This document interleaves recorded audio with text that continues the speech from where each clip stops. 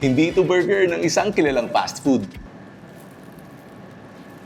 Ito ay burger ng isang fast food na may weird na pangalan na hindi mo alam kung saan. Ito namang fried chicken na to ay sa isang fast food na kasabayan ng Jollibee noong 1980s.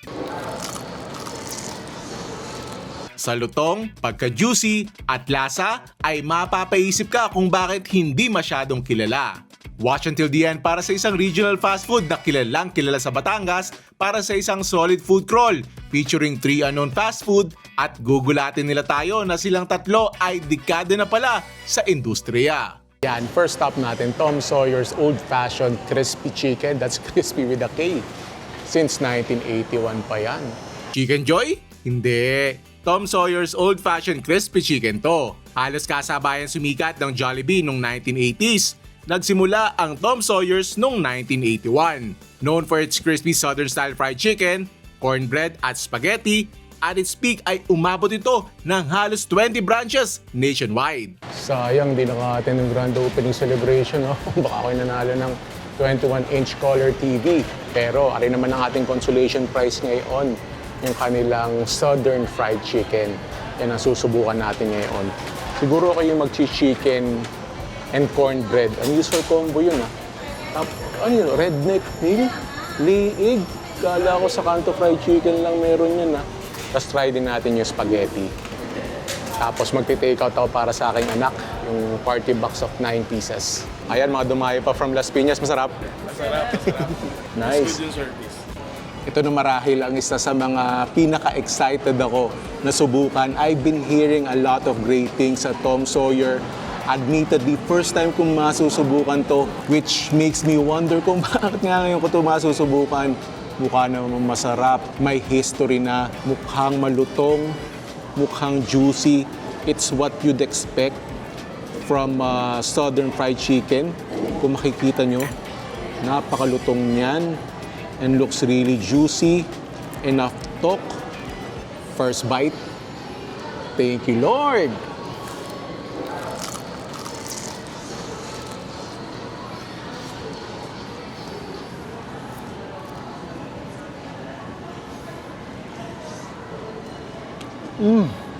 It just exploded in my mouth. Yung pagka-crispy niya and yung pagka-juicy niya. Kita mo naman yun, no? Look at how moist that is. Grabe. Yan, asbuk Sa lutong, sa pagka-juicy niya, mapapaisip ka talaga kung bakit ito ay hindi masyadong kilala. Wow. Tapos yan, lagyan natin ng gravy. Yung gravy niya, medyo thick. Looks buttery. Yan.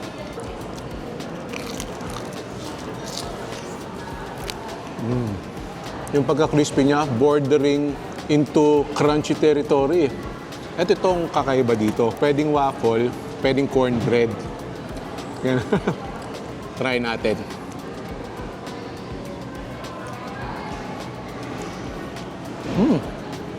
Actually, para siyang corn muffin na hindi ganun katamis. Dense siya, a little moist.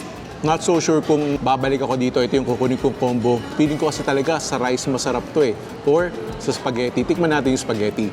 Yan, yung spaghetti nila, all beef yan. Yan. The pasta looks al dente. Yung pasta sauce niya, hindi kasing pula ng ibang fast food, I'm sure. Alam niyo na yung sinasabi ko.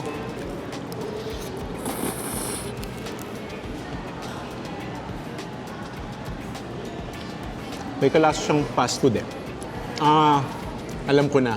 Yung spaghetti niya, lasa na almost like Shakey's pasta. Yung pasta nila, spaghetti nila.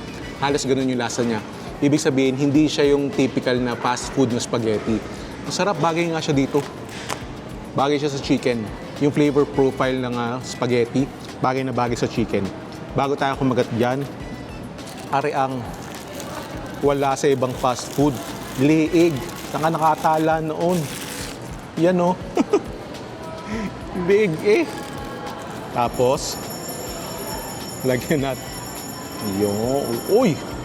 That is the money shot right there.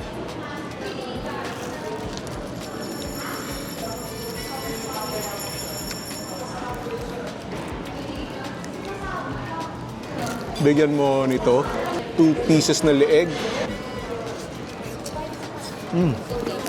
With rice. Dalawa ang wish ko sa segment na to ng vlog.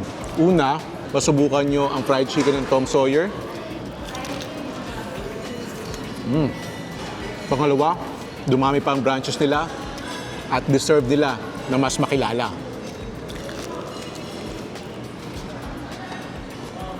May sinabi si Mrs. at agree ako nung natimusan niya, ang kalasa niya, yung fried chicken ng Pancake House. Ang sarap nun. Ayan, meron palang fast food na ang pangalan ay Hungry Hippo. Ano kayang meron din eh? Hungry Hippo. Pangalan pa lang, hindi mo na makakalimutan. Before gourmet burgers became a trend, may Hungry Hippo na sa Batangas noong 1995. Naging paborito sa probinsya dahil sa kanilang oversized burgers, loaded sandwiches, at classic American-style fast food na kinalakihan ng maraming Batanggenyo. Kilala sa tagline na Eat Big, Drink Big, may idea ka na kung bakit Hungry Hippo ang pangalan nito. Tapos kita nyo naman ng pwesto na rin. Laki din, no? Parang kaya makipagsabayan sa mga national fast food. At ang ganda ng location niya. Maraming branches tong Hungry Hippo eh. Pero itong Lipa City location niya, nandun nila ang katabi lang ng University of Batangas sa Lipa. Tara, pasok na tayo. Yan, menu nila just like your favorite national fast food. Yan, may mga burgers. At ang burgers nila, kita nyo, very impressive po. Tapos yan, may mga sandwiches sila. Tapos, may mga breakfast meals. May mga spaghetti, mga pasta, mga salad, even wings. Tapos, syempre, mga appetizers. May mga kape rin sila, beverages. For a fast food, ay very impressive ang menu lineup nila. Tapos may mga promotion sila dito. Sulit na sulit yan. At sa branch na to, may second floor sila din eh. Din tayo po pesto. Yan, excited ang aking mag-ina. Aring si Miyaka na school fair daw nila ay natikman niya yung Hungry Hippo. Kaya siya ay sumama. Tapos, aring yung menu nila. Yan, ang order natin. Order ako. Ito sa akin, crossover. Ito yung best seller nila eh. Solo lang tayo dito dahil may iba pa tayong orderin. Si Aisha, cheeseburger meal. Pwede yung onion rings saka iced tea. For something healthy, tuna Charlie tayo. Imi-meal din natin yan dahil gusto daw ni Miyaka ng onion rings saka iced tea. Tapos, total ngayon ay brunch. Mag-big breakfast 1 tayo. Tapos, flavored wings. Yan. Orderin natin yung 3 flavors na 4 pieces. And then, order din tayo ng Hippo fries. Yan, nagsalang na. Grabe yung patty. Laki ng patty Ang lapad May bacon din. I think that's for the crossover. Hiniwa na yung burger bun. I-grill din yan. The grill pan. Uplift na yung burger patty. Colors looking good. Bacon's getting crispy. Dahil cheeseburger sa crossover, merong cheese. Mini-melting cheese. Sabi ko sa inyo, the big breakfast is looking big eh. May burger patty yan. Yan, nilalagyan ng mga sauces, yung kanilang burgers. Nilalagyan na rin ng mga vegetables, cucumber, tomato. Onion rings looking crispy. Na-assemble na yung burger. Bacon nilagay sa crossover. That rhymed. Fresh lettuce is added. And that burger is done. Yan, looking at this fast food feast in front of us, mapapaisip ka, bakit hindi ito nasa buong Pilipinas? Yan, na-miss ko ang Hungry Hippo. Ano gang uunahin natin dito? Syempre, yung burger nila, ito yung bestseller nila, crossover burger with the vegetables, with dressing, saka may bacon. Uunahin na natin din Yan, burgers looking good. Are na, first bite. Thank you, Lord.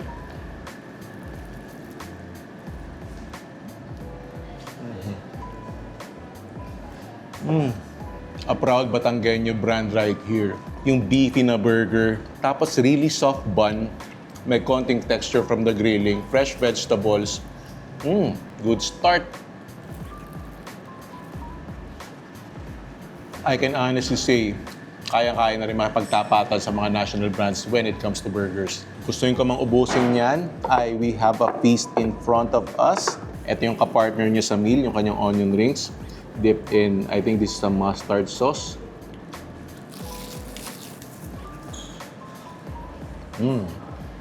That is sweet and crispy. And then yung hippo fries nila, loaded with beef, with cheese sauce, salsa.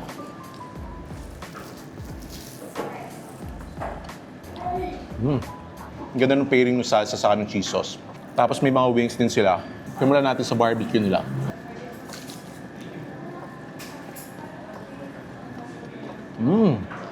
Tingnan nyo naman yung pagka-crispy nun, di ba?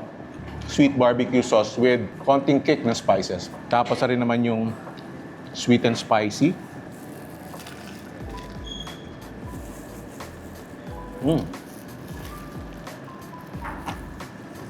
Yun na. More on the sweet side. Konting spicy flavor. Again, really crispy. Garlic parmesan. Ang galing ng pagkakaluto ng wings nila. I'm correcting myself. Hindi siya crispy eh. Crunchy siya eh. Di ba? Pakinggan nyo.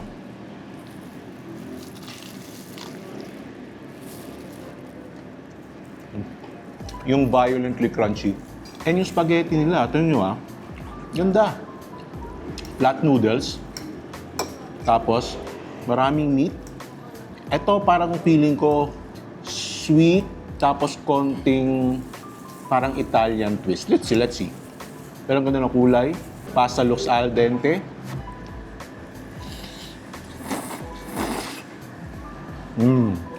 Tama yung hula ko. Para siyang mix ng Filipino and Italian. Ano to? Very familiar homey flavor with an elevated Italian taste. Tapos, may cheeseburger din sila. Ito, para kay Aisha na naman to. Kanya na yan. And then, ito, try na natin to kanilang tuna Charlie. Grilled bread, creamy tuna, crispy vegetables. Ang ganda ng texture na creamy, crispy, cold tuna, warm bread. Para siya yung mga binabaon nyo sa mga excursion nyo pag nandini sa Batangas. Although, grilled yung bread. Tapos, meron din sila mga rice meals din eh. Ano yung kanilang big breakfast one. They're not kidding, big breakfast one nga naman. And speaking of rice meals, meron tayong rice meal na kakainan mamaya. Hindi dito matatapos ang food trip natin. Abangan nyo yun. Solid din yun. A legend din. Din sa Batangas.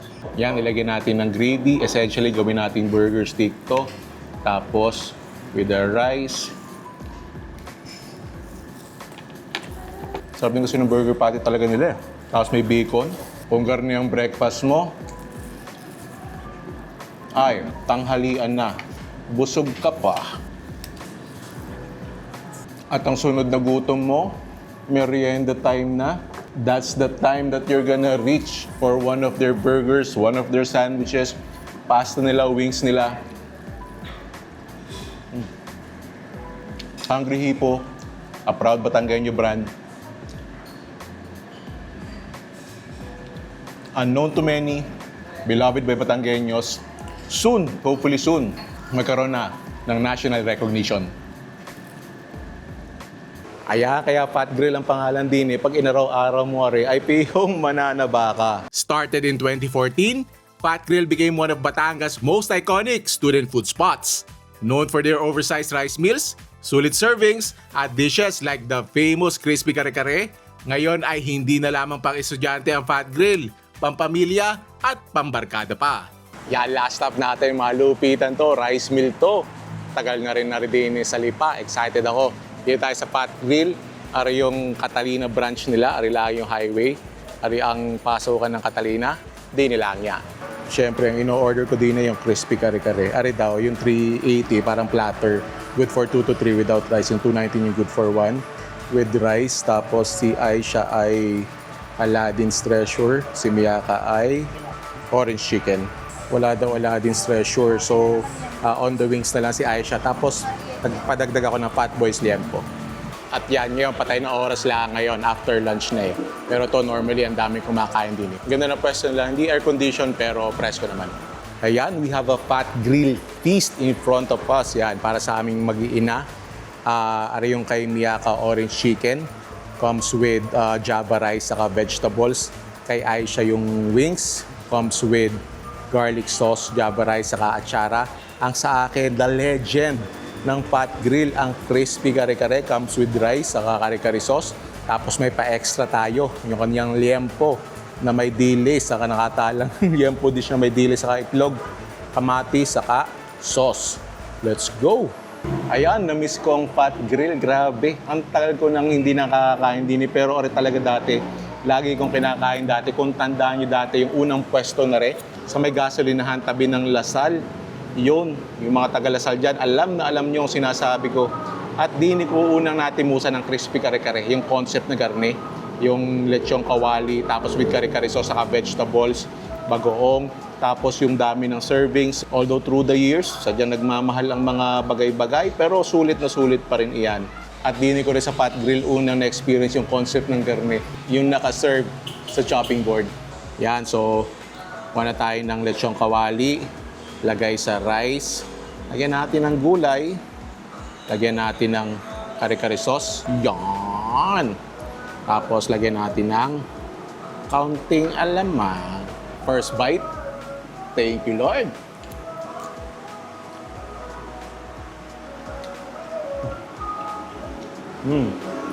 Yung crispy kare-kare na na popping, hindi lang yung lutong nung ng balat, pati yung taba, yung pag kinagat mo, yung pagkagat mo parang biglang lalabas yung mga oil. Comes with free soup. Wow. Yung kare-kare sauce, alam nyo na yan, kare-kare sauce na on the sweet side, na may konti namang peanut flavor, tapos patatamisin ng kaunti, konting alat na dagdag nung alamang. Tapos, in my opinion, fast food siya. Bukod sa fast food restaurant yung nakalagay sa fan page nila, ay mabilis naman yung service, parang less than 15 minutes na serve na yung food.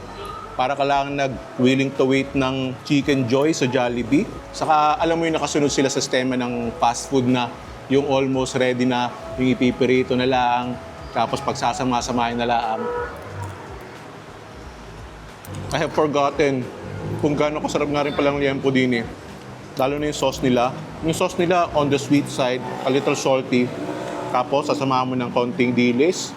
Sabi ko nga, pag inaraw-araw mo ay pihong mananaba. Ngayon, alin dito sa tatlong unknown fast food ang tingin nyo deserving ng national recognition? Let me know in the comment section. Malay mo naman, may mga mag-franchise. Lumaki lalo kanilang mga pangalan. Tsaka baka may alam pa kayo dyan na iba pang unknown fast food. Let me know. Baka may part 2 tayo. Puntahan natin ang mga yan.